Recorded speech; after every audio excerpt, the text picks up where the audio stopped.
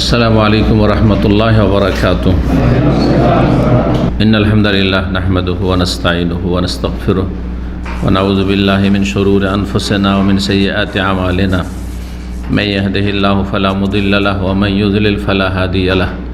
ওয়া আশহাদু আল লা ইলাহা ইল্লাল্লাহু ওয়াহদাহু লা শারীকা লাহু ওয়া আশহাদু আন্না মুহাম্মাদান আবদুহু ওয়া রাসূলুহু সাল্লাল্লাহু তাআলা আলাইহি ওয়া আলা আলিহি ওয়া সাহবিহি ওয়া সাল্লামা তাসলিমান কাসীরা। আম্মা বাদ। মহান আল্লাহর সমস্ত প্রশংসা, সালাত এবং সালাম নাযিল প্রিয় নবী সাল্লাল্লাহু আলাইহি ওয়াসাল্লামের উপর। আজ সোমবার 16ই জিলকাদা 1444 হিজরি মোতাবেক 5ই জুন 2023 আমাদের ধারাবাহিক আলোচনা সংক্ষিপ্ত জাদুল মাদ থেকে বিষয়বস্তু হজ এবং ওমরা সম্পর্কে প্রিয় নবী সাল্লাল্লাহু আলাইহি ওয়াসাল্লামের আদর্শ। পর্ব নম্বর সংক্ষিপ্ত জাদুল মাদের 49, আর আমাদের হজ এবং ওমরা সম্পর্কে যে আলোচনা শুরু হয়েছে তার আজকে পর্ব নম্বর কত? নম্বর 4। আর 2-3টি আলোচনা ইনশাআল্লাহ তাআলা হবে।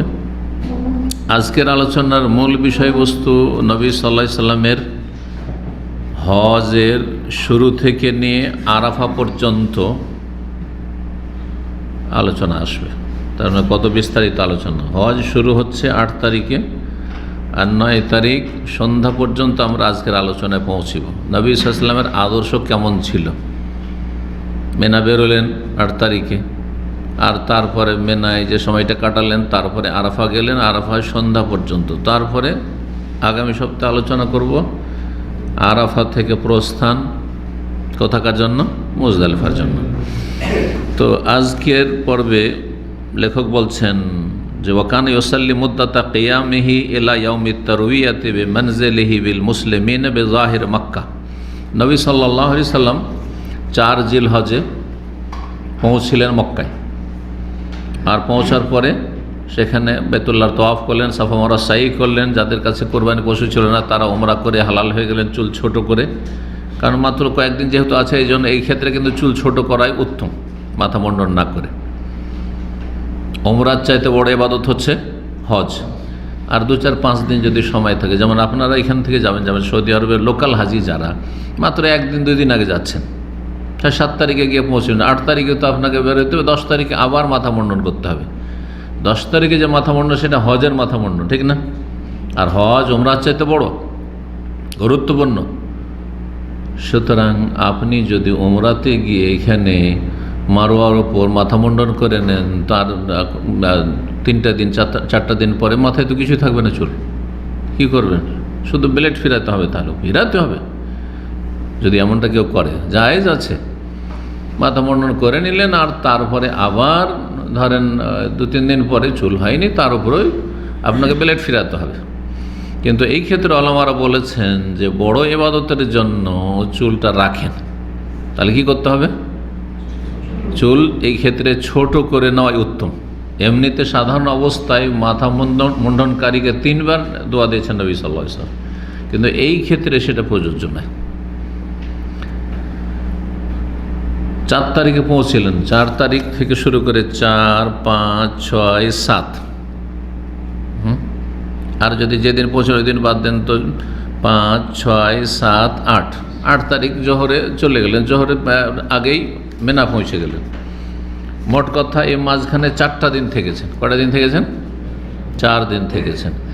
এই 4 দিন প্রিয় নবী সাল্লাল্লাহু আলাইহি ওয়াসাল্লাম কসর করেছেন। এখানে একটি গুরুত্বপূর্ণ মাসলা এবং তার দলিল অনেকের এই জিনিসটা মনেও থাকে না, বুঝেও আসে না।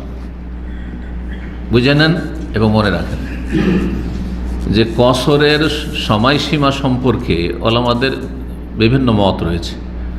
সর্বনিম্ন 4 দিন পর্যন্ত কসর করতে পারেন। কোনো একটি নির্দিষ্ট জায়গায় 4 দিন অবস্থান করব, তাহলে 4 দিন পর্যন্ত কসর করতে পারবেন।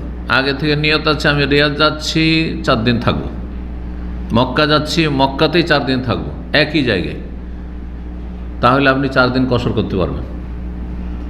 ইমামের পিছনে নয়, মুকিম ইমামের পিছনে, কিন্তু নিজে যখন একা একা পড়ছেন অথবা মুসাফির ইমাম আপনার তখন।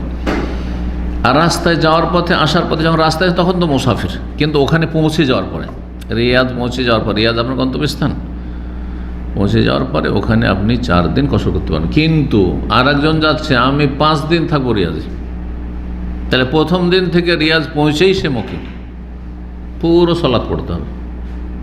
বোঝা গেছে না? এই মতটি হচ্ছে সর্বনিম্ন সময়ের দিক থেকে সময়সীমা, যে এই সময়টা আপনি কি করতে পারছেন, 4 দিন পর্যন্ত কসর করতে পারছেন। এই মতটিতে অধিক সতর্কতা রয়েছে ঈমান ইসলামের ক্ষেত্রে, সালাতের ক্ষেত্রে। কারণ দেখেন, আপনার ওপর যদি 2 ফরজ থাকে, মানে আপনাকে যদি আল্লাহ ছাড় দেন যে 4 পড়তে হবে না, 2 পড়লেই হবে জোহরে, আসরে আর এর সাথে, তারপরে 4 পড়েন, সবার কাছে কিন্তু আপনার নামাজ কবুল হয়ে যাবে। উত্তম না অনুত্তম সেটা ভিন্ন বিষয়। একমাত্র হানাফি মাযহাবে কসর ওয়াজিব বলা হয়েছে, বাকি সবাই বলছেন কসর মুস্তাহাব, করলে ভালো, না করলে কোনো অসুবিধা। আপনার আসল কসরের বৈধতা আছে, তারপরে যদি 4 পড়েন। অনেক সময় এরকম করিনি, দেখছি যে আমাকে ইমাম বানিয়েছে, অনেকে বুঝবে না, কি করে না করে, ভুল করে, চল পুরে পড়িয়ে দিল, সমস্যা নেই, সমস্যা নেই। তো আপনার উপর 2 ফরজ 4 যদি পড়েন তো আপনার সালাত কিন্তু কবুল হচ্ছে, তাই না? সালাত কবুল হচ্ছে। কিন্তু আপনার উপর যদি 4 ফরজ থাকে, মানে আপনি মুকিম, মুসাফির না আল্লাহর কাছে, তাহলে আপনার কত ফরজ? 4 ফরজ। আপনি 2 পড়েন, সালাত হবে? আপনি যেন সালাত ত্যাগকারী, বেনামাজি, নামাজ কবুলই হয়নি। মারাত্মক বিষয় কিন্তু বিষয়টা, ঠিক না? তাহলে সর্বনিম্ন সময়সীমা যারা নির্ধারণ করেছেন, এটি কিন্তু দিন ইসলামের হেফাজতের ক্ষেত্রে, ঈমান ইসলামের নামাজের হেফাজতের ক্ষেত্রে অধিক সতর্কতা, সাবধান। আমি সন্দেহে থাকবো না, আমি ঝুঁকিতে থাকবো না, ঠিক না? শেখ বিন বাজ রাহিমাহুল্লাহ এই বিষয়টি উল্লেখ করেছেন যে এটা আহওয়াত, এটাতে অধিক সতর্কতা, সাবধানতা। যেমন ফেতরার ক্ষেত্রে 2.5 কিলো না 3 কিলো, ঠিক না? অনেকে 2 কিলো সামান্য কিছু, 2.25 কিলো না বলছেন। এখন 3টি মত ধরেন, আপনি সন্দেহে থাকবেন কেন, বা আপনি রিস্কে কেন থাকবেন? অধিক সতর্কতা। যদি আমার উপর 2 কিলো ওই কয় ছটা কয়েক গ্রাম ওইটুকু যদি ফরজ থাকে, তারপর আমি 2.5 যদি 3 দিই, তো গোনা হবে কি? গোনা হবে না। কিন্তু 3 যদি আপনার ফরজ হয় আর আপনি দেন 2.5, তাহলে আপনার ঘাটতি হয়ে গেল, গোনাগার আপনি, ঠিক না? এটাকে বলা হয় সতর্কতা। আর একটি মত হানাফি মত, আপনার জানা আছে হানাফি মাযহাবে কতদিন কসর চলবে? কেউ জানেন না? 15 দিন। 15 দিন, কথা বোঝা গেছে? 15 দিন সম্পর্কে যে হাদিসটি রয়েছে, হাদিসটি দুর্বল। নবী সাল্লাল্লাহু আলাইহি সাল্লাম কখনো কখনো 19 দিন পর্যন্ত করেছে, এটা বুখারীর হাদিস, 19 দিন কসর করেছেন। একদল বলছেন যে 19 দিন পর্যন্ত কসর করতে পারবে। অনেকে আহলে হাদিসরা এরকম ফতোয়া দিয়ে দেয় যে 19 দিন যদি কোনো জায়গায় থাকবেন, এখান থেকে রিয়াদ যাচ্ছেন, 19 দিন পর্যন্ত থাকবেন, তাহলে কসর করতে পারেন। 20 দিন হলে পারবেন না। ওই হাদিসটার আলোকে আমি কসর মশলা ঢুকে গেলাম, কিন্তু এইখানে এই বিষয়টি বোঝানোর জন্য নবী সাল্লাল্লাহু আলাইহি ওয়াসাল্লাম যে 19 দিন থেকেছেন, আগে থেকে তো নিয়ত ছিল 19 দিন। এই কাজকাম কিছু দায়িত্ব আছে, এলাকা বিজয়ী হলো, এই হলো, কাজগুলো সারা হলে চলে যাব, আজ যাচ্ছি কাল যাচ্ছি, আজ শেষ হচ্ছে কাল শেষ হচ্ছে, করতে করতে 19 দিন হয়েছে। তাহলে এটাকে সময়সীমা নবী সাল্লাল্লাহু পক্ষ থেকে নির্ধারণ বলা যাবে না, বুঝতে পেরেছেন না? কারণ এই ক্ষেত্রে সমস্ত ওলামা একমত যে আপনি আজকাল এই চলে যাব। আমি একটা লোকের কাছে টাকা পাবো, ডেলি বলছে কালকে বুকরা, তাল বুকরা, একামারি নল করে তাল বুকরা, বুঝেন তো? আগামীকাল, অনেকে করে এরকম। করতে করতে 6 মাস হয়ে যায় আর কসর করে, অসুবিধা নেই। বোঝা গেছে না? 6 মাস হলে অসুবিধা নেই, বছর হয়ে গেলে অসুবিধা নেই। 4 দিনের যে দলিল, এই 4 দিনের দলিল হচ্ছে নবী সাল্লাল্লাহু আলাইহি ওয়াসাল্লাম এই সফরটি। কারণ মক্কায় গেলেন আর 4 দিন পর্যন্ত মক্কায় থাকলে, এর মাঝে মিনা যান, মক্কাতেই 4 দিন একই জায়গায় আছেন, তারপর কি করেছেন? কসর করেছেন। সুতরাং আপনিও যদি কোনো জায়গায় 4 দিন থাকেন আর কসর করেন, তো আপনার ঘটনা নবী সাল্লাল্লাহু আলাইহি ওয়াসাল্লাম ঘটনার মতোই। সুতরাং আপনার কাছে দলিল আছে স্পষ্ট, সতর্কতা অবলম্বন করলেন। কিন্তু 19 দিন সন্দেহপূর্ণ, নবী সাল্লাল্লাহু আগে থেকে নিয়ত করে যাননি 19 দিন। আর একটা হাদিস 17 দিনের আছে, নবী সাল্লাল্লাহু 17 দিন করে যাননি, নিয়ত করে যাননি। আর আরেকটি মত আছে, বিরল মত, সেটা হচ্ছে যাদের স্থায়ী বাড়িঘর নাই তারা সবাই মুসাফির। সুতরাং আমরা প্রবাসী, সব বিদেশি একামা হোল্ডার যে কোনো সময় একামা আপনাকে অবৈধ করে দিতে পারে। যে কোনো সময় কফিল এক্সিট লাগিয়ে দিতে পারে, এক্ষুনি মন খারাপ তার, আল্লাহ মাস সালাম, 25 বছর আছেন, হবে না হবে না, হতে পারে না এরকম। সুতরাং সব নাকি আমরা মুসাফির। ইউরোপে যেসব সৌদিরা লেখাপড়া করতে তারাই মাসলা জিজ্ঞাসা করেছিল যে আমরা ওখানে 4 বছর গ্রাজুয়েশন করতে যাচ্ছি আর থাকছি, ধরেন 5 বছর থাকছি, তো আমরা কী করবো, কসর করে? হ্যাঁ কসর করেন, এই ফতোয়া আছে শেখ ইবনে উসাইমিন রাহিমাহুল্লাহর ফতোয়া। বড় বড় আলেমেরও ভুল হইতে পারে, ইবনে উসাইমিন রাহিমাহুল্লাহ পৃথিবীর 3 জন বড় আলেমের একজন, কিন্তু এই মাসলা ভুল তার। কথা বুঝতে পেরেছেন? তাহলে তো আমরা সবাই মুসাফির। একমাত্র সৌদি যাদের বাড়িঘর স্থায়ী আছে, দাম্মামে আছি তো আছি, না মরলে যাচ্ছি না, তাই না? আমাদের তো কোনো ঠিক নেই। তো এই কসর সম্পর্কে 4 দিন, 15 দিন, 19 দিন আর আজীবন অস্থায়ী, যখন আপনার কোনো ঠিক নেই তখন কোনটা বেশি সতর্কতা? 4 দিনের। এইটাই দলিল, এই ঘটনা বিদায় হজের এই মক্কায় নবী সাল্লাল্লাহু অবস্থান 4 দিন। তো বলছেন যে ওয়াকানা ইউসাল্লি মুদ্দাতা কিয়ামিহি ইলা ইয়াউমিত তারবিয়া, নবী সাল্লাল্লাহু মক্কায় অবস্থানকালে তারবিয়ার দিন পর্যন্ত। তারবিয়ার দিন কোন দিন? 8 তারিখ। 8 জিলহজকে কি বলা হয়? তারবিয়ার দিন বলা হয়, ইয়ামুত তারবিয়া। 9 তারিখে ইয়ামে আরাফা বলা হয়, 10 তারিখে ইয়ামুন নাহার বলা হয়, মানে কুরবানির দিন। আর 11, 12, 13 তারিখে আইয়ামে তশরিক, আইয়ামুত তশরিক বলা হয়। সবগুলির নামের কারণ আছে, আমি বিভিন্ন আলোচনা যেগুলো বিস্তারিত বলেছি সেগুলো বলেছি, এখন ওগুলো বলে থেকে যাব, যেন আর বেরিয়ে যাচ্ছি না। তারবিয়ার দিন পর্যন্ত, তারবিয়ার দিন হচ্ছে 8 তারিখ। 8 তারিখ পর্যন্ত কোথায় তিনি অবস্থান করেছেন আর সালাত আদায় করেছেন? বেমানজিলিহি, তার যে বাসায়, অস্থায়ী বাসা যেখানে তিনি অবস্থান করেছিলেন। নামাজ পড়েছেন বিল মুসলিমিন, মুসলিমদেরকে নিয়ে, মানে তাদের ইমামতি করেছেন। বেজাহের মক্কা, কোন জায়গায়? মক্কা তো বিজয় হয়েছে 8ম হিজরিতে, তারপর 9ম হিজরি গেল, তারপর 10ম হিজরিতে বিদায় হজ, ঠিক না?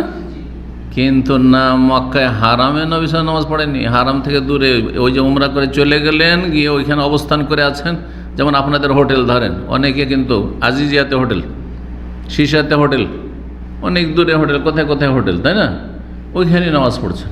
নবী সাল্লাল্লাহু ঠিক ওইরকম করেছেন, হারামে নামাজ পড়তে আসেননি এবং হারামে ইমামতি করতে আসেন। কোন জায়গায়? বেমানজিলিহি, তার বাসায় মুসলিমদেরকে নিয়ে সালাত আদায় করেছেন। কোন জায়গায় ছিল সেটা? বেজাহির মক্কা, মক্কার উঁচু এলাকায়। মক্কার উঁচু এলাকা গত সপ্তাহের আলোচনায় বুঝিয়েছি, আপনার এই দিকটা মোয়াল্লার দিকে, যে মারওয়ার দিক থেকে বেরিয়ে যেগুলো, এই দিকটাই। তো এই দিক থেকে মেনা কাছে, এদিক থেকে মেনা কাছে, তো এই দিকেই তিনি অবস্থান করেছেন। ফাঁকা মারবাত আইয়ামিন একশোর সালাত, 4 দিন অবস্থান করেছেন মক্কায়, 100 সালাতের কসর করতে থেকেছেন। তাহলে 4 দিন পর্যন্ত আপনি কোথাও যদি স্টে করেন, তাহলে কি করবেন? কসর করবেন। সহিহ বুখারীতে রয়েছে যে 4 দিন পর্যন্ত থেকেছেন মক্কায় আর কসর করেছেন। সহিহ বুখারী হাদিস 1085। ফালাম্মা কানা ইয়াউমুল খামিস, বৃহস্পতিবার হয়ে গেল। 4 দিন পরে কি হয়ে গেল? বৃহস্পতিবার। তাহলে 8 তারিখ ছিল বৃহস্পতিবার। কোন সময় ছিল? দোহান, চাষতের সময়, সকাল 9টা 10টা, এই সময়টা পূর্বাহ্ন যেটা বাংলা বলা হয়। তাওয়াজ্জাহ বিমান মাআহু মিনাল মুসলিমিন ইলা মিনা, তার সাথে যে সমস্ত মুসলিমরা ছিলেন তাদেরকে নিয়ে রওয়ানা হলেন। তাওয়াজ্জাহ মানে রওয়ানা হলেন মেনার উদ্দেশ্যে। এলা মেনা, 8 তারিখে মেনা যাবেন, জোহর আগে আগে পৌঁছিতে হবে। এই মেনায় অবস্থান করা সুন্নাত, ওয়াজিব না, আর রুকুন ফরজও না। 8 তারিখের মেনা। 11, 12 তারিখের মেনা কিন্তু রাত কাটানো ওয়াজিব, কিন্তু এই 8 তারিখের দিন গিয়ে মেনা থাকা দিনে এবং রাতে এটি হচ্ছে সুন্নাত। কেউ যদি নাও থাকা অসুবিধা নেই, ডাইরেক্ট আরাফা গেল, সুন্নাত ছুটলো শুধু, তাতে দমটম কিছু লাগবে না। ফাহারামা বিল হাজ, এহরাম করলেন হজের। যারা হালাল হয়েছিলেন ওমরা করে, তারা কি করলেন? এহরাম করে নিজ জায়গা থেকে, কিন্তু না কাবাতে আসলেন তওয়াফ করতে, না মিনায় গিয়ে ওইখানে গিয়ে এহরাম বাঁধবো, এটা করলেন। কারণ কেউ চলে যায় মেনা গিয়ে এহরাম বাঁধবো, হ্যাঁ মেনাতে ডাইরেক্ট নিয়ে গিয়ে বাস রাখলো, যেন আপনাদের অনেকে করছে যে হোটেল ফোটেল যেহেতু নাই, চলো ওমরা করা হয়েছে, এখন ডাইরেক্ট মেনা নিয়ে চলে, তাহলে ওখান থেকে এহরাম বাঁধবেন। কিন্তু যদি হোটেলে থাকেন তো হোটেল থেকেই এহরাম বাঁধবেন, হারামে আসতে হবে না। আর এখানে কিন্তু যতগুলি বাংলাদেশি ইন্ডিয়ান হাজি আছে, প্রায় সবাই যারা সহি হাদিস মোতাবেক আমল করে না, একটা করে তওয়াফ করতে আসবে, ওইটার নাম তওয়াফে কুদুম দিয়েছে, মিথ্যা তৌফিক কুতুব। তৌফিক কুতুব মানে প্রথম যখন এতে এসছেন, যখন দেশ থেকে আপনি মক্কা এসেছেন আর ওমরা করেছেন তখন তৌফিক কুতুব। আর আপনি হজে যাচ্ছেন 8 তারিখে আর একটা তওয়াফ করতে আসছেন আর লোকের জন্য ভিড় ভাড় করছেন আর মানুষকে কষ্ট দিচ্ছেন, আপনিও কষ্ট পাচ্ছেন, জায়েজ নয়, এটা বেদাত। এই তওয়াফ কিন্তু বেদাত তওয়াফ। দেখেন নবী সাল্লাল্লাহু আলাইহি ওয়াসাল্লাম কি করেছেন, হজের এহরাম বাঁধলেন। মান কানা আহাল্লা মিনহুম মিন রিহালিহিম, যারা হালাল হয়েছিল তারা হজের তালবিয়া পাঠ করে এহরাম করলেন। মিন রিহাল, তাদের বাসা থেকে, রেহাল মানে তাদের তাঁবু থেকে, অস্থায়ী বাসা, তাঁবু থেকে। ওয়ালাম ইয়াদখুল মসজিদ, মসজিদে হারামে প্রবেশ করলেন না, যাননি মসজিদে হারামে। বাল আহরামু, বরং তারা এহরাম বেঁধেছেন কোন জায়গা থেকে, ওয়া মক্কা তো খালফা জোহর, তখন মক্কা তাদের পেছন দিকে, কারণ মেনার দিকে যাচ্ছেন তাহলে মক্কা পেছন দিকে। ফাল্লামা ওয়াসালা ইলা মেনা, যখন মেনা পৌঁছে গেলেন, নাজালা বিহা, সেখানে অবতরণ করলেন। ওয়াসাল্লা জোহরা ওয়াল আসরা, জোহর আসর পড়লেন। আর তা ওয়াবাতাবে, সেখানে রাত্রি যাপন করলেন। তো জোহর আসর পড়ে রাত্রি যাপন করলেন মানে মাগরিবও পড়লেন, এশাও পড়লেন, ফজরও পড়লেন। কয় ওয়াক্ত সালাত? 5 ওয়াক্ত সালাত এখানে পড়তে হবে। আপন ওয়াক্তে, এখানে জমা টমা চলবে না, তবে কসর করে 4 রাকাত বিশিষ্ট সালাত কসর করে। ফালামা তালাতি শামস, 9 তারিখে যখন সূর্য উদয় হয়ে গেল, তাহলে উত্তম এবং সুন্নাত হচ্ছে 9 তারিখে রাত্রে না বের হওয়া, সূর্য ওঠার আগে না বের হওয়া। কখন বের হইতে হবে? সূর্য ওঠার পরে। সূর্য যখন উঠে গেল, সারা এলা আরাফা, তখন আরাফার উদ্দেশ্যে যাত্রা শুরু করলেন। ওয়া আখাযা আলা তারিক জাব্বিন বা তারিকিন জাব্বিন আন ইয়ামিনে তারিকিন নাসিল ইয়ম। ইমাম ইবনুল কাইয়িম রাহিমাহুল্লাহ 8ম শতাব্দীতে লিখছেন যে আজকাল যে রাস্তা রয়েছে মেনা থেকে আরফা যাওয়ার, তখনকার রাস্তা, এখন তো 12টার বেশি রাস্তা হয়েছে। আজকের থেকে 34-35 বছর আগে যখন প্রথম হজ করি, তখন আমাকে মক্কার আমার এক সঙ্গী ছিল, সে বলেছে যে এখন এই মেনা থেকে মেনা, মুজদালিফা, আরফা যাতায়াতের জন্য 12টা রোড আছে, 12টা শুধু রোড আছে। আর একটা তারিকুল মুসাত আছে, যারা পদাতিক, হ্যাঁ, পায়ে হাঁটার রাস্তা একটা আছে, ওই যে টিন শেড, ওইটা হচ্ছে পায়ে হাঁটার রাস্তা। সোজা ওটা ধরে একবার যতদূর পর্যন্ত টিন শেড আছে, তারপরে খোলা মাঠে ওই সোজা হাঁটার রাস্তা, শুধু ওটাতে গাড়ি চলে না। তো বলছেন ইমাম ইবনুল কাইয়িম রাহিমাহুল্লাহ যে নবী সাল্লাল্লাহু আলাইহি ওয়াসাল্লাম সেই রাস্তা ধরলেন। কোন রাস্তা? আলা তারিক জাব্বিন, যেটা ঢালু রাস্তা, একটু ঢালু রাস্তা। দেখেন, যখন মসজিদে খাইফ দেখেছেন কেউ? মেনার মসজিদে দেখেছেন? বড় মসজিদ, মসজিদে খাইফ, এই যে জামরাত থেকে ওইদিকে এগিয়ে গেলে মসজিদে খাইফ। মসজিদে খাইফটা একবারে পাহাড়ের কাছাকাছি আছে, আচ্ছা না? মসজিদে খাইফ থেকে ডান দিকে এরকম ঢালু রাস্তা ছিল।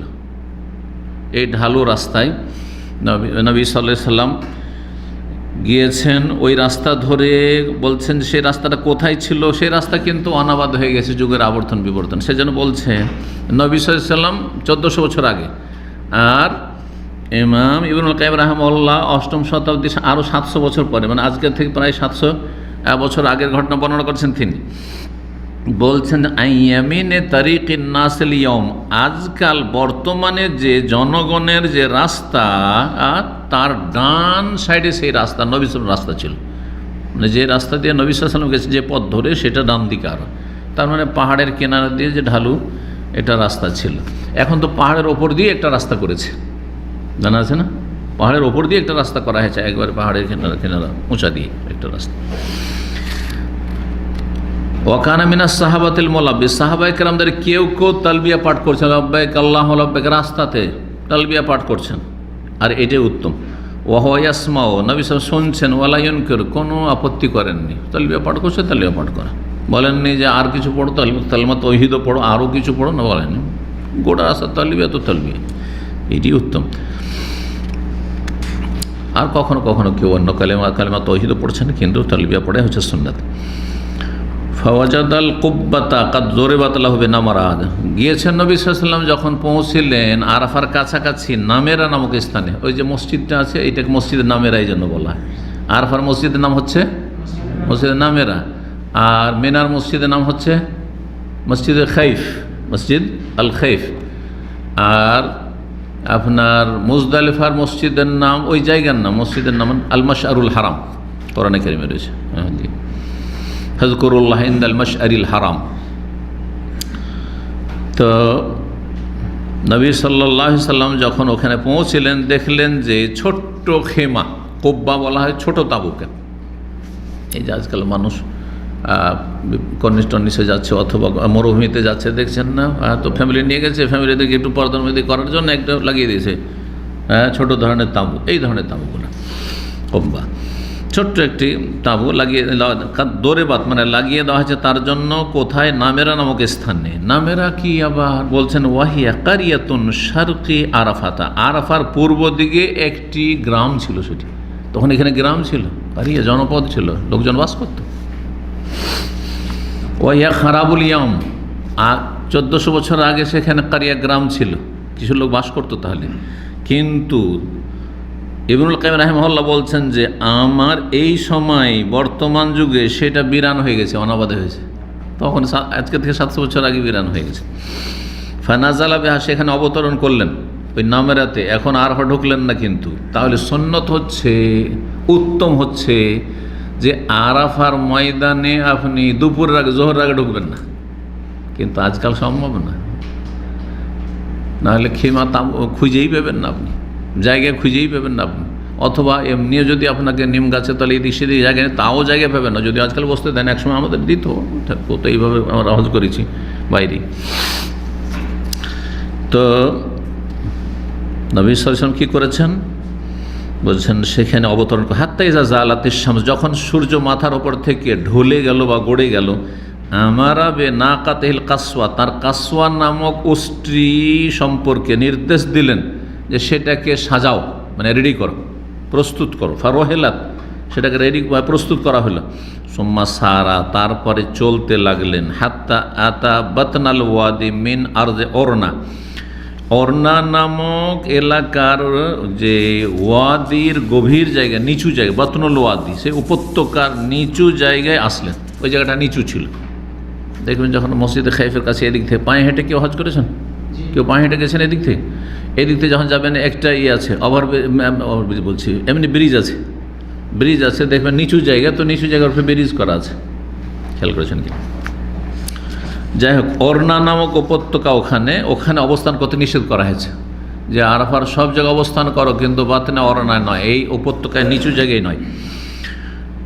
তো এই জায়গায় সেই উপত্যকার নিম্নভাগে আসলেন। ফাখাতাবান্না, সেখানে এসে খুতবা দিলেন। নবী সাল্লাল্লাহু আলাইহি ওয়াসাল্লাম আরাফার ঐতিহাসিক খুতবা দিয়েছেন ওই জায়গায়। ওয়াহু আলা রাহিলাতি, খুতবা দিয়েছেন তখন দাঁড়িয়ে নয়, নিচে নয়, বরং অস্ট্রির পিঠেই বসে, উটের পিঠে বসে। নবী সাল্লাল্লাহু আলাইহি ওয়াসাল্লাম উটের নাম ছিল, কোনটার নাম কাসওয়া ছিল, কোনটার নাম আযবা ছিল।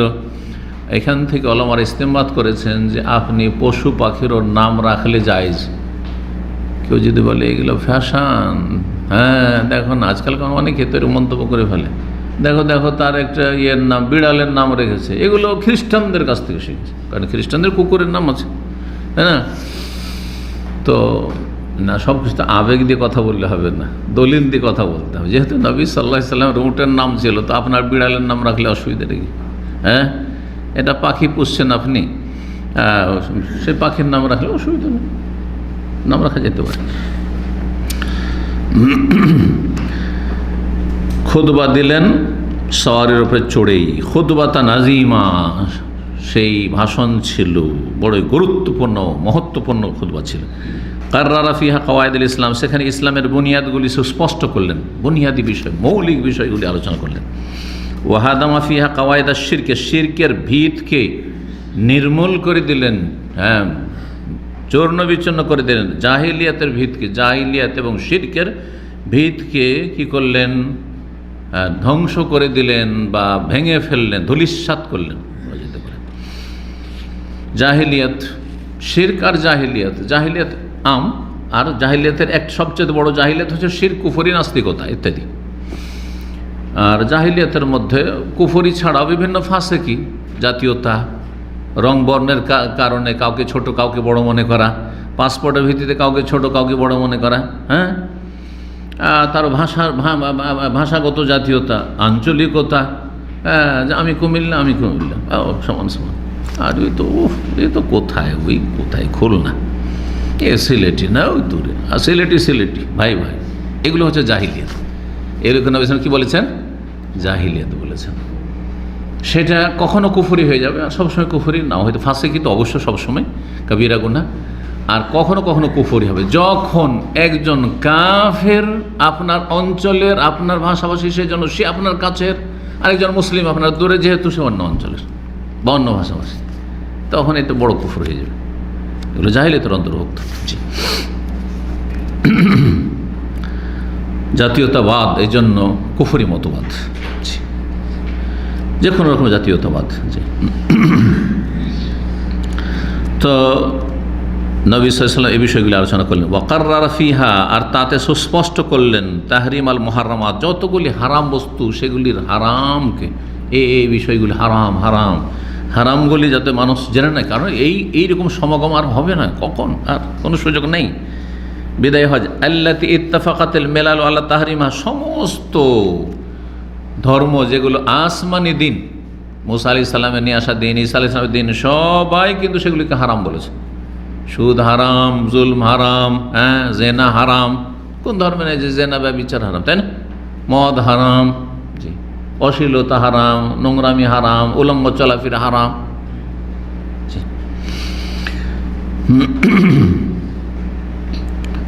আর সেগুলি হচ্ছে সেই হারাম বস্তুগুলির মধ্যে ওয়াহিয়াদ্দেমা, যেমন খুন করা, মার্ডার, হত্যা করা হারাম, ওয়ালাম ওয়াল, কারো ধন সম্পদ হারাম, ওয়াল আরাজ, মান ইজ্জত, কারো ইজ্জত নষ্ট করা, কাউকে অপদস্থ করা, অপমান করা, লাঞ্ছিত করা ইত্যাদি। ওয়াদাফিয়া উমর আল জাহিলে তাহাতা কাদমাইহে, এবং জাহিলিয়াতের যুগের যত কুপ্রথা ছিল সেগুলিকে নবী সাল্লাল্লাহু আলাইহি ওয়াসাল্লাম নিজের পায়ের তলায় রেখে দিলেন, মানে পা দিয়ে দোলে দিলেন। যত জাহেলি আচার আচরণ ছিল সেগুলিকে আমি আমার পায়ের তলায় দোলে দিচ্ছি, এ ভাষাটি ব্যবহার করেছেন নবী সাল্লাল্লাহু আলাইহি ওয়াসাল্লাম। সুদ, জাহিলি আচরণ, জুলম, অত্যাচার, মানুষের রক্ত চুষা, সেটাকে আমি পায়ের তলায় রাখছি। আর আমার চাচা আব্বাস সুদখোর ছিল, এখনও মেলা মানুষের কাছে পাওনা দাওনা আছে, সুদের টাকা পয়সা পাবে, সেগুলি আমি স্থগিত করেছি, সেগুলিকে আমি পায়ের তলায় দোলে দিচ্ছি। নিজের ঘর থেকে শুরু করলেন, হ্যাঁ, যাতে কেউ না বলতে পারে যে ওর চাচারকে তো কিছু বলে না, শুধু পর কি বলছে বা আমভাবে বলছে না, একবারে চাচার নাম ধরে বলে। আজকে থেকে আমার চাচা কোনো সুদের টাকা, আগের যেগুলো আছে ইসলাম কবুলের আগে যেগুলো সুদি কারবার করেছে, কোনো টাকা নিতে পারবে না, শুধু আসল পুঁজিটা নেবে যে টাকাটা দিয়েছিল। ফালাকুম রউসু আমওয়ালিকুম, আল্লাহ কোরআনে বলেছেন, শুধু আসল পুঁজি নেবে।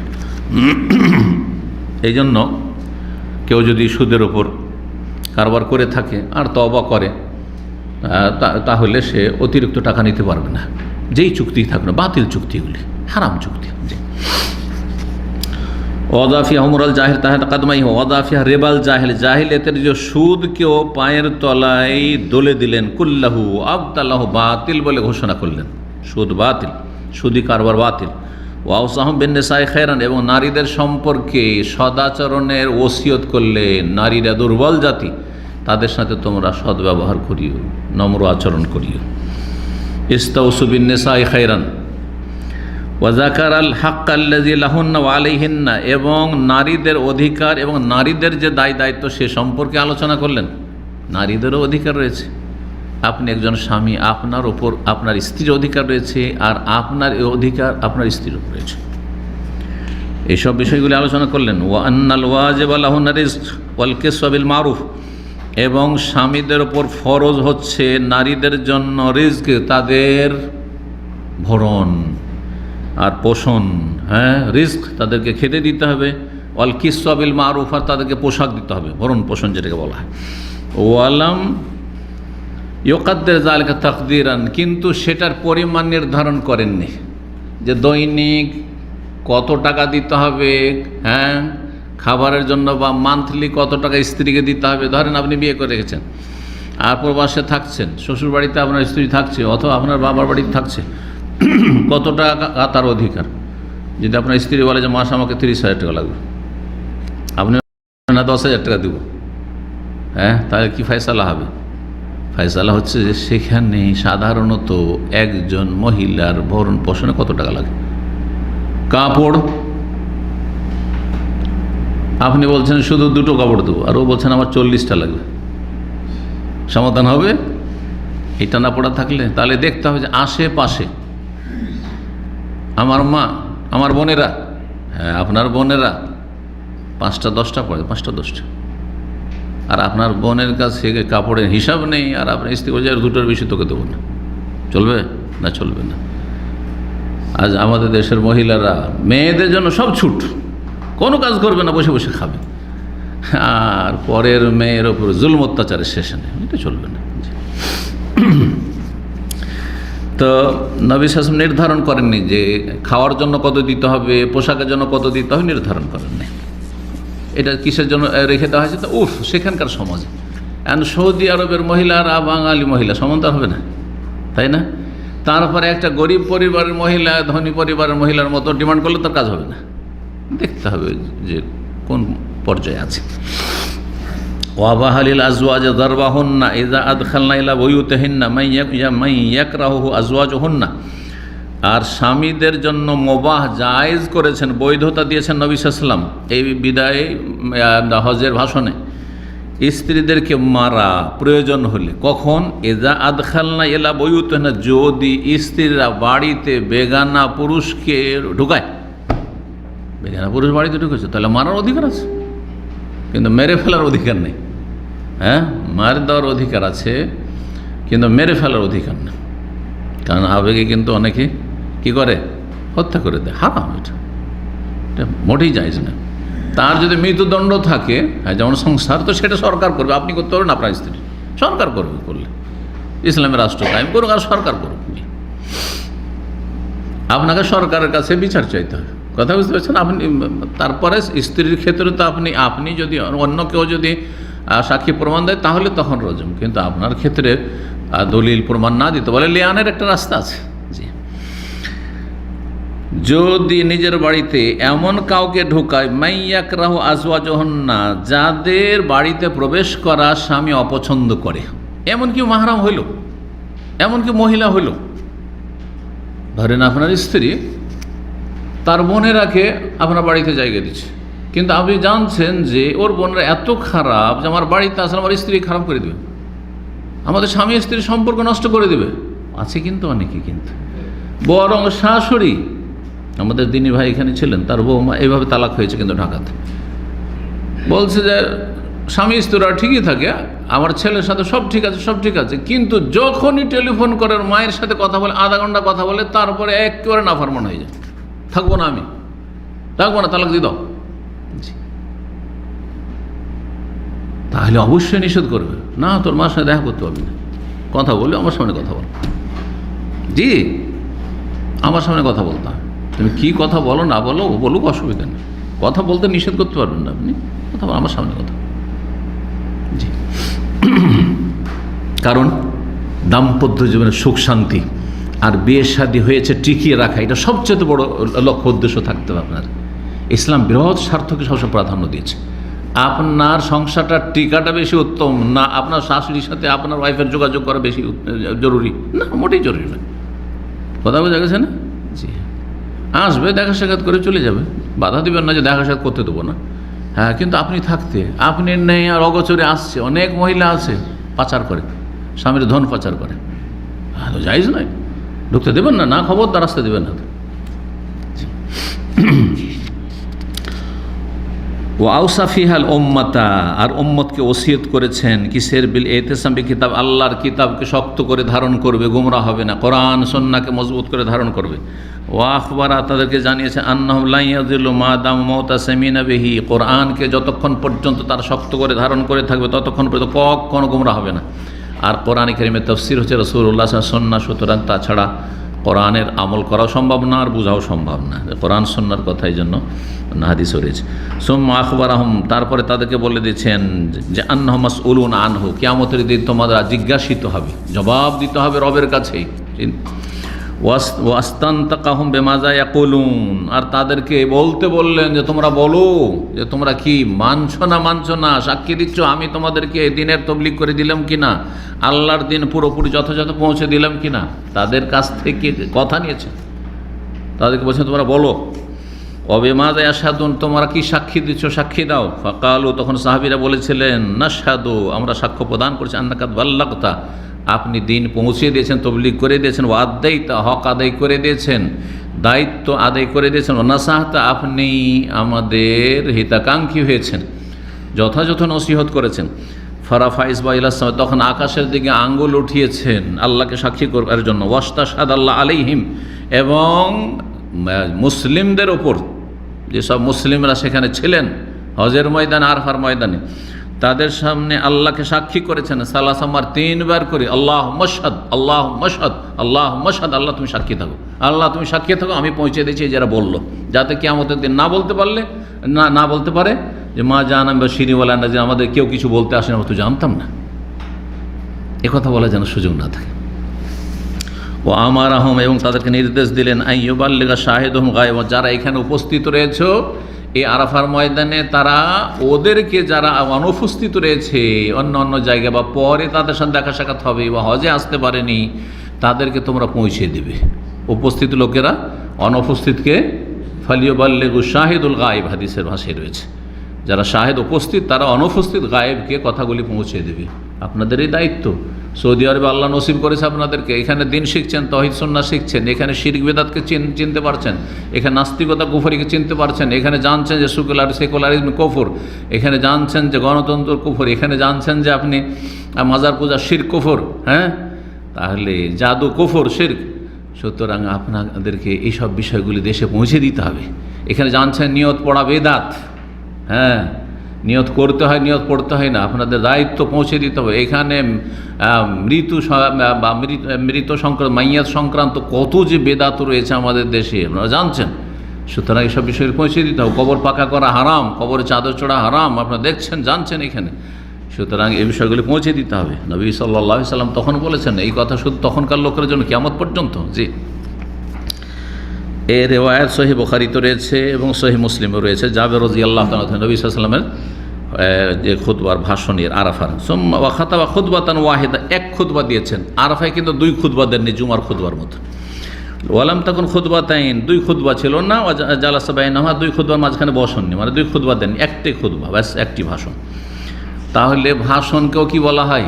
খুতবা বলা হয়। হ্যাঁ, ফালাম্মা আতাম্মাহা, যখন পূর্ণ করলেন, মানে খুতবা ভাষণ শেষ হলো আরাফার, আমারা বেলালান, আমার বেলালকে বললেন যে আজান দাও, আজান দাও। 1 আজান, 2 একামত। সুম্মা আকাম, একামত দিলেন। ফাসাল্লা যোহরা রাকাতে, 2 রাকাত সালাত পড়লেন। আসার রাফি আল কেরাতা, মনে মনে কেরাত পাঠ করলেন, মনে মনে কেরাত পড়লেন। ওয়াকানা ইয়ামুল জুমা, সেই দিনটা কিসের ছিল? জুমা। আর বৃহস্পতিবার 8 তারিখ ছিল, বেরিয়েছেন তাই না মক্কা থেকে। তাহলে শুক্রবার, এখন আরাফার দিন 9 তারিখ। শুক্রবারে জোরে কেরাত করেননি, এটা থেকে কি বোঝা যায়? রাকাতও 2 রাকাতই পড়েছেন, কিন্তু জোরে তেলাওয়াত করলেন না, তার মানেই নবী সাল্লাল্লাহু আলাইহি ওয়াসাল্লাম জোহর পড়েছেন, জুমা পড়েননি। এখান থেকে বোঝা গেল যে হজের ময়দানে আপনি মেনায় থাকেন অথবা আরাফায় থাকেন, বিশেষ করে আরাফায় জুমা পড়বেন না। আর যদি মেনায় কেউ থাকে, মসজিদে খাইফ আছে, যেহেতু সেটা সারা বছর স্থায়ী মসজিদ, আরাফাটা কিন্তু স্থায়ী মসজিদ নয়, সারা বছর খোলা থাকে না, শুধু একদিনের জন্য খুলে। আর মেনার মসজিদ গোটা বছরই খোলা থাকে, যার ফলে মেনাতে যদি জুমা না আপনি মসজিদে যান, তাহলে জুমা পড়ে নেবেন, কিন্তু নিজের খেমাতে থেকে গেলে জোহর পড়বেন। জি, এইরকমই মুসাফির সফর অবস্থায়, বলবেন এখানে সফর অবস্থায় যদি কোনো মসজিদে আপনি চলে গেছেন, তাহলে জুমা পড়ে নেন, জোহরের কাজ হয়ে গেল। নাহলে আসল হচ্ছে যে আপনার উপর জুমা ফরজ নেই, আপনার উপর জোহর ফরজ আছে। বলছেন ওখানে ইয়ামুল জুমা, সেই দিন ছিল জুমা দিন। ফাদাল্লাহ, সেটা প্রমাণ করে যে আল্লাহ আন্নাল মুসাফির আল্লাহ ইউসাল্লি, যে মুসাফির জুমার সালাত পড়বে না, মানে তার জুমার সালাত ফরজ নয়।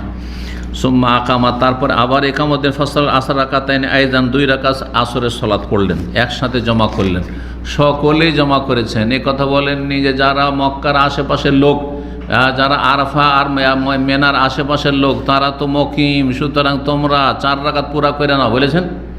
বলেননি। তো এই যে হানাফিরা বাংলাদেশ থেকে আসে, ইন্ডিয়া থেকে আসে, পাকিস্তান থেকে, তুর্কিয়া থেকে আসে, যেসব হানাফি দেশ, আসার পরে এত গোড়ামি করে এদের মোল্লারা, না আমাদের 15 দিন হয়ে গেছে মক্কায়, সুতরাং আমরা মকিম হয়ে গেছি, আমাদেরকে পুরা নামাজ পড়তে হবে, আর জোহরের সময় জোহর পড়তে হবে, আসরের সময় আসর পড়তে হবে। এরা জমাও করে না আর কসরও করে না, 2টো সুন্নাতের খেলাফ কাজ করে, 2টো ভুল করে। নবী সাল্লাল্লাহু আলাইহি ওয়াসাল্লামের হজ এরা করেন, এরা হানফি হজ করে যায়।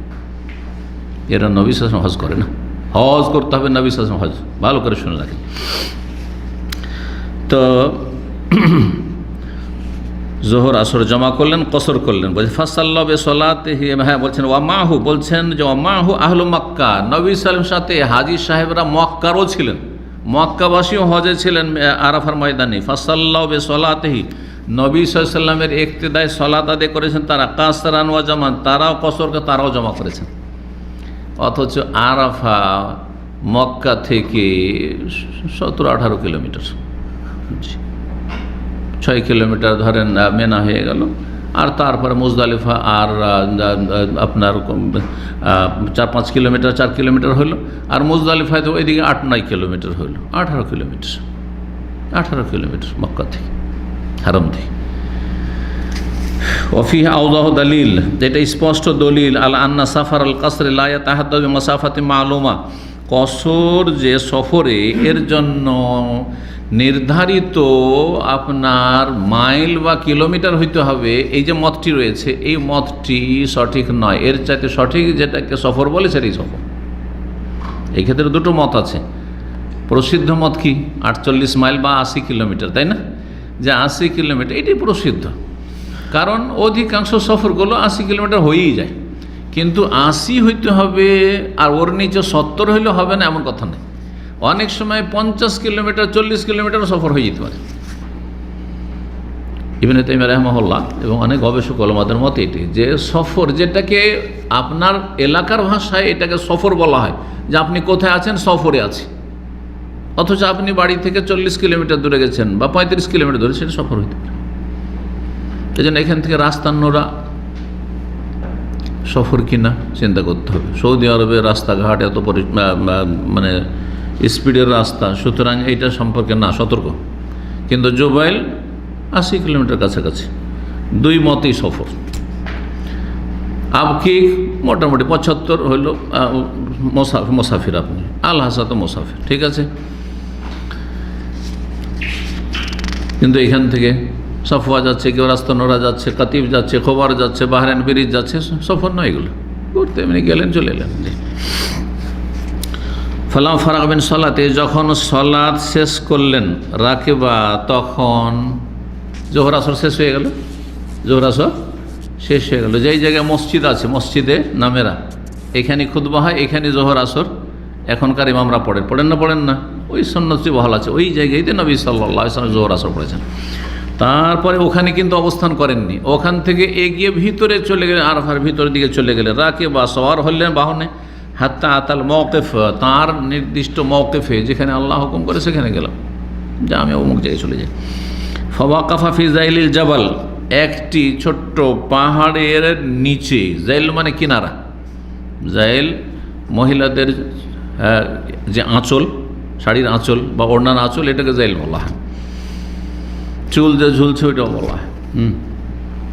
তো জাইল মানে কিনারা, জাইল মানে হচ্ছে কিনারা। আসলে সেই পাহাড়ের এক কিনারায়, পাহাড়ের মানে নিম্নভাগে, এন্দা সাকরা, ছোট ছোট পাথরগুলি, ওই পাহাড়টা যেটাকে জাবালুর রাহমা পরে নাম পড়েছে, ওই রাহমার নাম কোনো হাদিসটা দিছে নাই, এগুলো পরের লোকেরা নাম দিয়েছে। নবী সাল্লাল্লাহু আলাইহি ওয়াসাল্লাম ওখানে অবস্থান করলেন, পাহাড়ের ওপরেও কিন্তু অবস্থান করেনি, পাহাড়ের নিচে নাম পড়ে গেল কি রহমতের পাহাড়। তো ওই জাবালুর রাহমা যেটি নামকরণ হয়েছে, তার নিচেখানে ছোট ছোট একটু পাথর, একটু উঁচু উঁচু আছে, ওই জায়গায় তিনি কি করেছেন, অবস্থান করেছেন। ওয়াস্তাকবাল কিবলা, কিবলামুখী হয়েছেন, কারণ দোয়া কিবলামুখী হয়ে করাই হচ্ছে উত্তম সুন্নাত।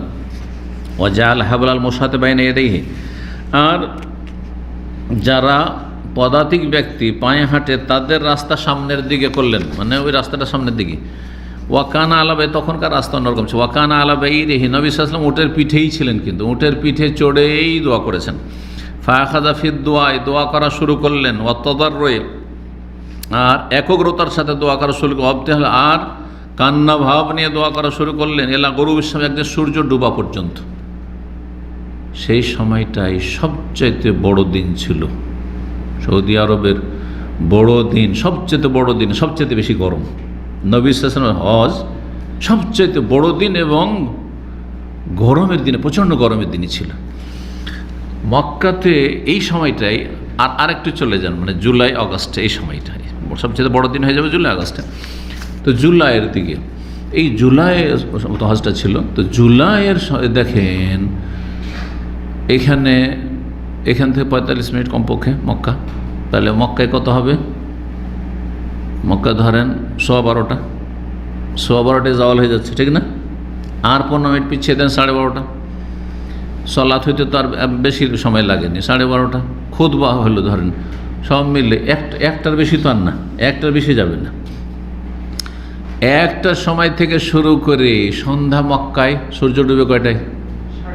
এখানে যদি 6:37 হয়, সবচেয়ে বড় দিন হবে তখন 6:37, 38 পর্যন্ত যাবে হয়তো।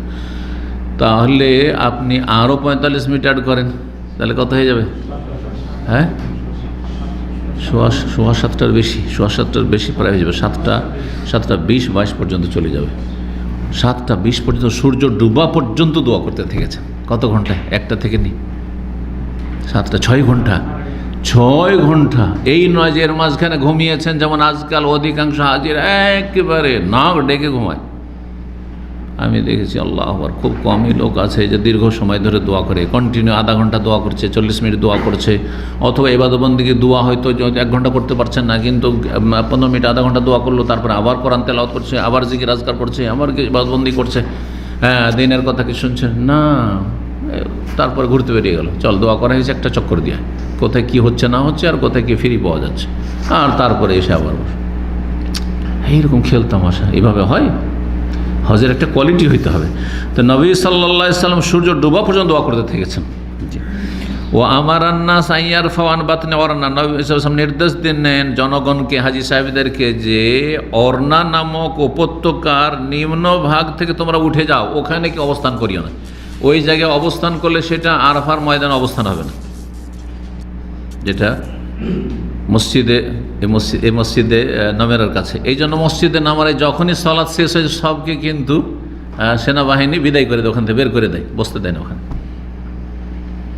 মসজিদটার একটা অংশ এর আরাফার বাইরে আছে, আর একটা অংশ আরাফার ভিতরে। যে অংশটুকু আরাফার ভিতরে আছে ওই অংশ বসতে দেয়।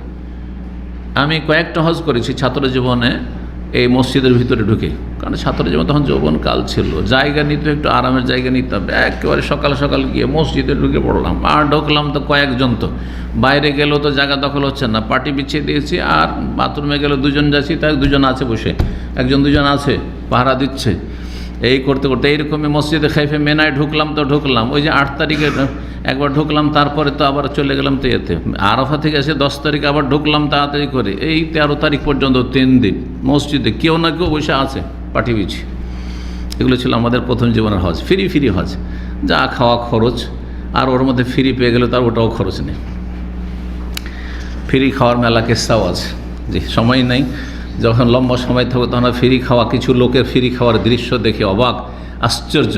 বিভিন্ন দেশের মানুষদের যে আচার আচরণ ফ্রি পাওয়ার ক্ষেত্রে, এগুলো অভিজ্ঞতাও আছে। জি, তো দেখো নবী সাল্লাল্লাহু আলাইহি ওয়াসাল্লাম কি বললেন, যে অরনা নামক উপত্যকায় কি অবস্থান করবো। আখবার, আর বললেন আন্না আরাফাতা কুল্লাহা মাওকিফুন, আরাফার যেই কোনো জায়গা হচ্ছে অবস্থানের জায়গা। বলেছেন নবী সাল্লাল্লাহু আলাইহি ওয়াসাল্লাম, ওয়াকাফতু হা হুনা, আমি কিন্তু এই জায়গায় থামলাম, অবস্থান করলাম। কিন্তু এই কথা মনে করেন যে নবী সাল্লাল্লাহু আলাইহি ওয়াসাল্লাম চারপাশে এসে এইখানে করে ভিড় জমাইতে হবে, তাহলে তো মুশকিল হয়ে যাবে। ও আরাফাত কুল্লুহা মাওকিফ, আরাফার ময়দান পুরোটাই হচ্ছে অবস্থানের জায়গা, যে কোনো জায়গায়, যে যেখানে জায়গা পেয়েছে ওইখানে অবস্থান করো আর দোয়া করতে থাকো। ওয়ার সালাইলান নাস, আর জনগণের উদ্দেশ্যে পাঠিয়ে দিলেন আইয়াকুন আলা মাশায়েরিহিম, যে তারা নিজের মাশায়ের মানে আরাফার ময়দানে যেন নিজ নিজ জায়গায় অবস্থান করে। ওয়াকিফু, সেখানে তারা অবস্থান করে। ফাইন্নাহা মিন আসারে ইরসে আবিহিম ইব্রাহিম, তাদের পিতা ইব্রাহিম আলাইহিস সালামের উত্তরাধিকার সূত্রে তারা পেয়েছে। কারণ ইব্রাহিম আলাইহিস সালাম যখন হজ করেছেন প্রথম কাবা ঘর বানিয়ে, তখন এইখানে অবস্থান করেছিলেন, আর তোমরা পরম্পরা তার থেকে এটা ভাগে পেয়েছো। সুতরাং যে যেখানে পাচ্ছ সেখানে বসো তোমরা, যেন ইব্রাহিম আলাইহিস সালামের ওয়ারাসাত পেয়েছো, তোমরা সম্পদ পেয়েছো, জি, দিনী সম্পদ। জি, এই হাদিসটি আবু দাউদ তিরমিজিতে রয়েছে, যে ইব্রাহিম আলাইহিস সালামের কথা ইবনে মাজাহতে রয়েছে, আর এই হাদিসটিকে আল্লামা আলবানী সুন্দর বলেছেন সনদের দিক থেকে। ওয়াকানা ফি দুআইহি, নবী সাল্লাল্লাহু আলাইহি ওয়াসাল্লাম দুআতে, আরাফার দুআতে, রাফিয়ান ইয়াদি ইলা সাদরিহি, সিনা বুক পর্যন্ত হাত উঠে, এইরকম করে নয় কিন্তু বুক পর্যন্ত হাত উঠিয়ে, কারণ এইভাবে উঠালে বেশিক্ষণ উঠিয়ে রাখা যাবে না, কিন্তু এগুলো এত ব্যথা হয়ে যাবে যে আর নড়াইতে পারবেন, এই দিক সেদিক করতে পারবেন না। তো এইভাবে কি করেছেন, বুকের সামনে করে দেখছেন, বুকের সামনে হাত করে দোয়া করেছেন। কেমন হাতটা কেমন করে রাখা ছিল? কাস্তেত আমিল মিসকিন, ইস্তেত আমিল মিসকিন, যেমন কোনো মিসকিন দরিদ্র মানুষ কারো কাছ থেকে অন্ন তলব করে, মানে খাবার তলব করে, যে বাবা গো একটু খেতে দেন, একটু খাবার দেন, হ্যাঁ এই যে এরকম করে, এইভাবে। তাহলে এইটা হচ্ছে দোয়া করার তরিকা। আর কারো কাছে, কোনো মানুষের কাছে চাইলে কিন্তু এইরকমই চাইতে হয়। কোনো মানুষের কাছে বাবা গো দেন এরকম করে চাই না। এখান থেকে কি বোঝা গেল যে অনেকে যে দোয়া করেন রব্বানা আতিনা ফিদ দুনিয়া, এটা তরিকা না, এটা সুন্নতের কাছাকাছি নয়। আপনাকে আল্লাহ দিবে তো এই হাতে আপনি হাত খাড়া করে বা এরকম করে না। কেউ যদি আপনাকে দেয় তো বেশি যদি নিতে হয় তাহলে দুই হাত এভাবে ধরতে হবে, তাই না, মিলিয়ে ধরতে হবে। আর অল্প নিতে হলে এইরকম, তাই না। তো আপনি যখন দুই হাত দিয়ে দোয়া করবেন তো এইভাবে দুটো হাত মিলানো থাকবে। এটি হচ্ছে আকরাব ইলা সুন্নাহ, সুন্নাহর কাছাকাছি দোয়া করার তরিকা। তো বুকের সামনে ধরেছিলেন দুই হাত, এবং যেমন কোনো মিসকিন খাবার তলব করে, খাদ্য তলব করে, তো যেন চাউল দিচ্ছে অথবা ডাল দিচ্ছে অথবা কিছু দিচ্ছে, গম দিচ্ছে, আটা দিচ্ছে, তো এরকম করে ধরবে ওইভাবে। ও আখবার আহম, এবং তাদেরকে জানিয়েছে। এই রেওয়ায়তটি যে মিসকিনের মতন করে আল্লাহর কাছে চাওয়া, সেই হাদিসটি রয়েছে ইমাম ইবনে আদি কামেলে বর্ণনা করেছেন, ইমাম হাইসাম মাজমাউজ জাওয়ায়েদে নিয়েছেন ইবনে আব্বাস থেকে, আর তাবরানি তো রয়েছে, তাবরানি আওসাত রয়েছে, তবে তার সনদে একটু দুর্বলতা রয়েছে, কিন্তু এইভাবে বর্ণনা হয়ে এসেছে। নবী সাল্লাল্লাহু আলাইহি ওয়াসাল্লাম আরও বলেছেন আন্না খায়রাদ দোয়া ইয়াউম আরাফা, আরাফার দিনের দোয়া হচ্ছে সবচেয়ে উত্তম দোয়া। আরাফার দিনের দোয়া হচ্ছে সবচেয়ে উত্তম দোয়া। এবং নবী সাল্লাল্লাহু আলাইহি ওয়াসাল্লামের দোয়া যাকারা মিন দোয়া হিসাল্লাম ফিল মাওয়াকিফে, মানে আরাফায় অবস্থানকালে যে দোয়াগুলি করেছেন তার মধ্যে এই দোয়াগুলি বর্ণিত হয়েছে হাদিসে, কিন্তু এই দোয়াগুলির সনদে কিছুটা দুর্বলতা আছে। তবে দোয়ার ক্ষেত্রে দুর্বল থাকলে অসুবিধা নেই, যদি দোয়ায় মাসুর না হয় এমনিও তো করতে পারেন দোয়া নিজের ভাষায়। কত আর কোরআনের আয়াত আর হাদিস দিয়ে দোয়া করবেন, তাই না। সুতরাং নিজের ভাষায় দুনিয়ার মেলা কিছু চাওয়ার আছে, আখেরাতের মেলা কিছু চাওয়ার আছে, আপনার গুনাহ খাতা ভুল ভ্রান্তির তওবার জন্য মেলা কিছু বলার আছে, নিজের ভাষায় দোয়া করবেন, এটা সবচেয়ে উত্তম। কিন্তু কিছু দোয়া অবশ্য কোরআন হাদিসের মুখস্থ থাকতে হবে, অথবা দেখে পড়বেন, কেউ দেখে পড়লেন কিন্তু অর্থ বুঝে পড়বেন, না বুঝে দোয়া হয় না, না বুঝে দোয়া। আল্লাহ যদি বলে তুমি কি চাইছো, বলছে আল্লাহ জানি না, তবে কেতাবে লেখা আছে ওই দোয়াগুলি পড়ছি, নাকি। আমাদের যে ওয়ানারবদের দোয়া করার তরিকা, এটা তো এরকমই তো হয়ে যাচ্ছে। আল্লাহ যদি জিজ্ঞাসা করে এই বান্দা কি চাইছিস, বলছে জানি না আল্লাহ, তবে কেতাবে হুজুর লিখেছেন, ব্যাস হুজুরের দোয়াগুলি পড়ছি, না না মোটেই না।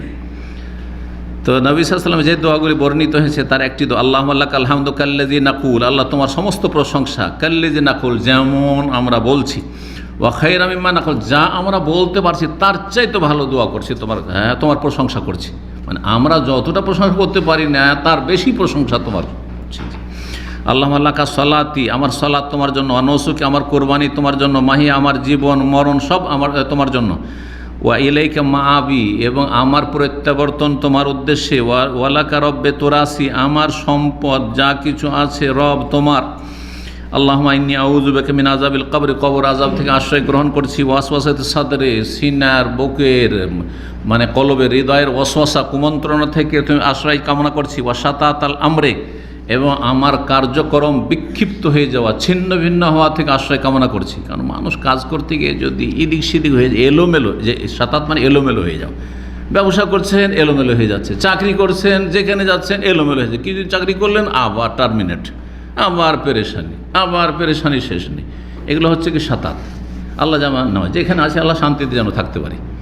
বিয়ে শাদী করলেন এলোমেলো হয়ে গেল, ছেলে মেয়ে হয়ে গেল এলোমেলো হয়ে গেল, বাপ মায়ের সাথে এলোমেলো হয়ে যাচ্ছে, এলোমেলো, খুব অশান্তির জীবন এটি।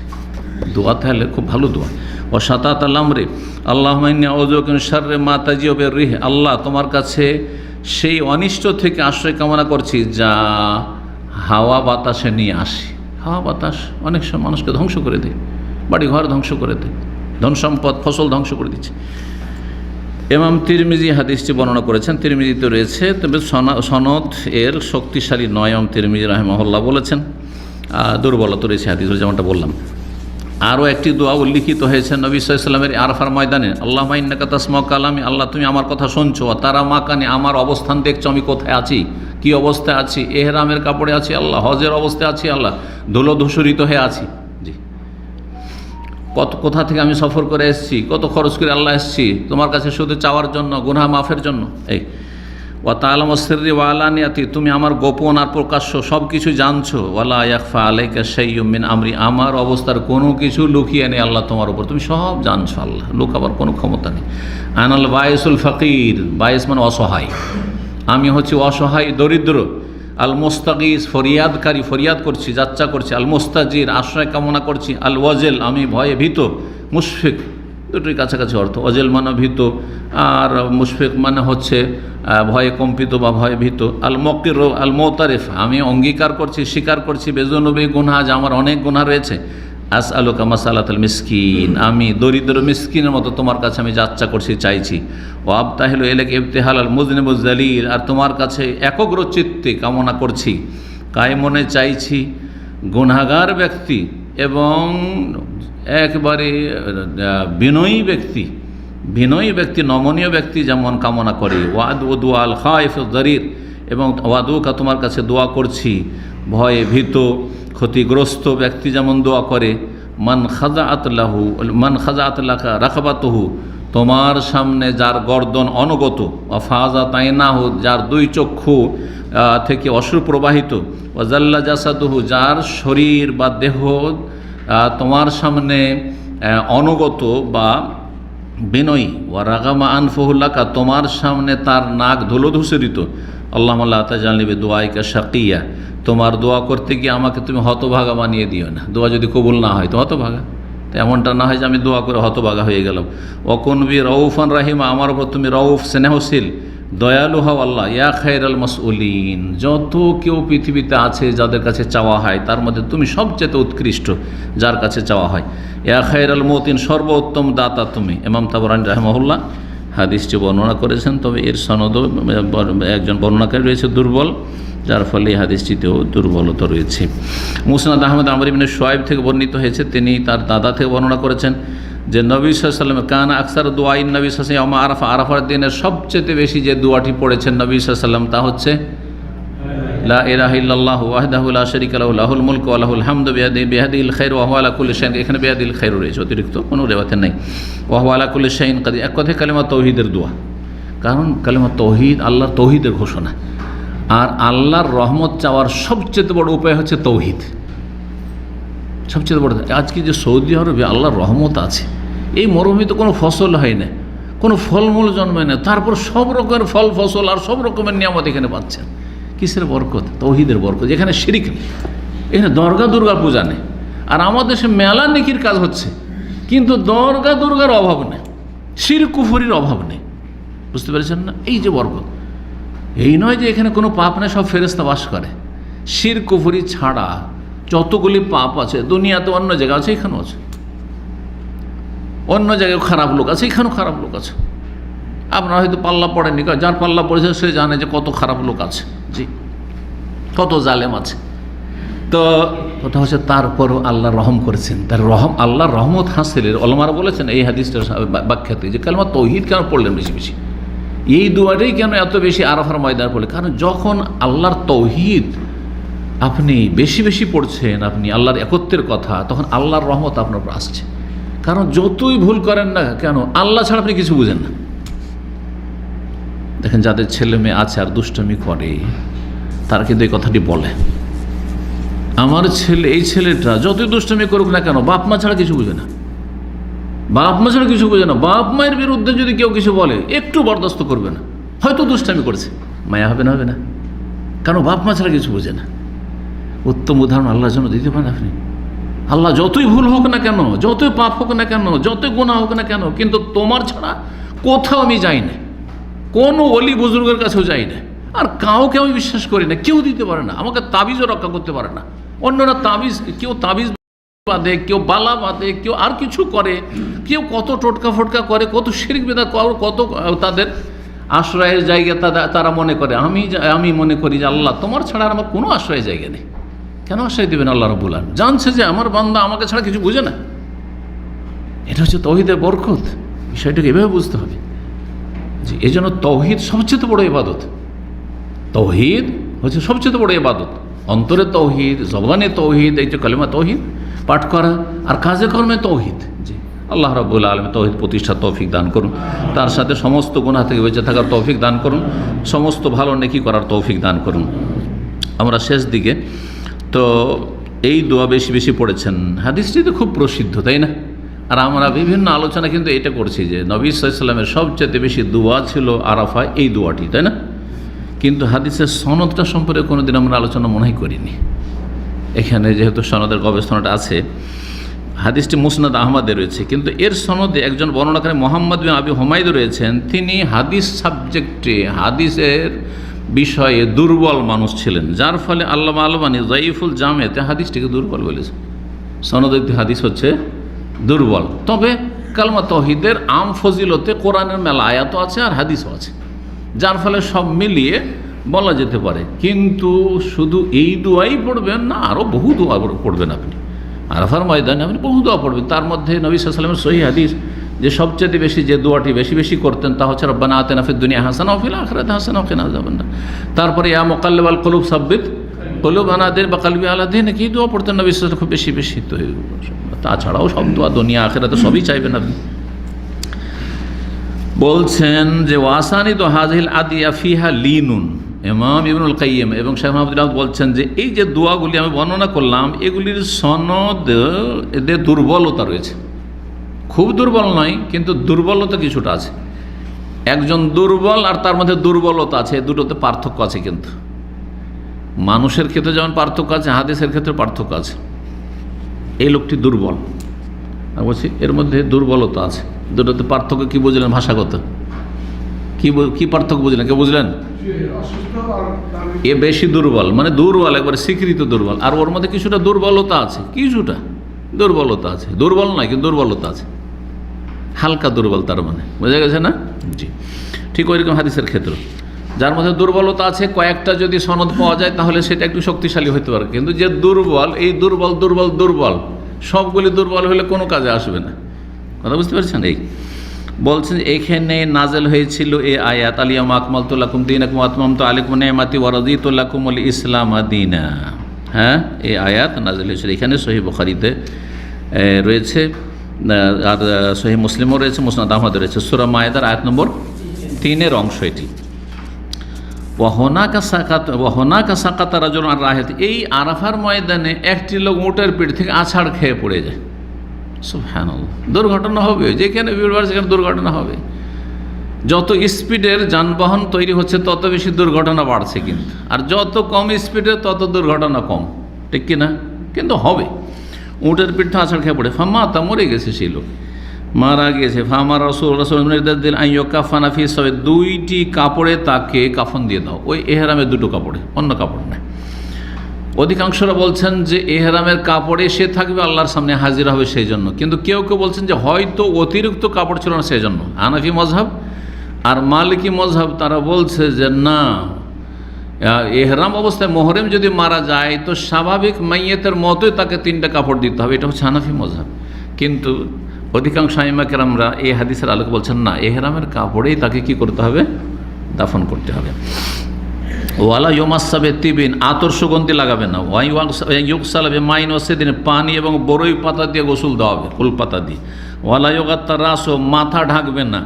ওয়ালা ওয়াজহ, চেহারাও ঢাকবে না। মাথা ঢাকবে না এটি বুখারীতে রয়েছে, আর চেহারা ঢাকবে না এই হাদিসে বুখারীতে নেই, মুসলিম আছে। এই জন্য এই বিষয়ে দ্বিমত হচ্ছে। কেউ কেউ বলছেন না, মাথা ঢাকবে না কিন্তু চেহারা ঢাকলে অসুবিধা নেই। এই জন্য এহরাম অবস্থায় কেউ যদি মাথা ঢাকে তো এহরামে নিষিদ্ধ, এটা স্বীকৃত।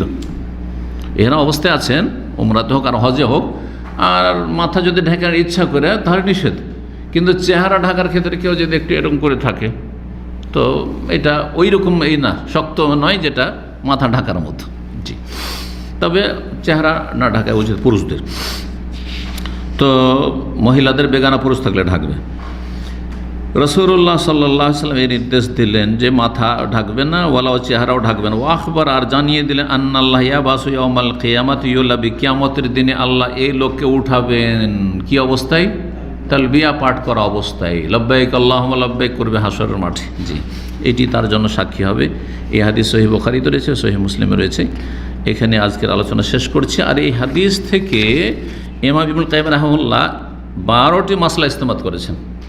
এই মাসলাগুলি যদি আলোচনা করি তো এখন 10টা পার হয়ে যাবে, যার ফলে এটি থেকে যাক। ইনশাআল্লাহ তাআলা সামনের সপ্তাহে হাদিসটা বললাম, হাদিস থেকে শুরু করে আবার আমরা শুরু করব। ওয়া সাল্লাল্লাহু ওয়া সাল্লাম আলা নবিয়িনা মুহাম্মদ ওয়া আলা আলিহি ওয়া সাহবিহি।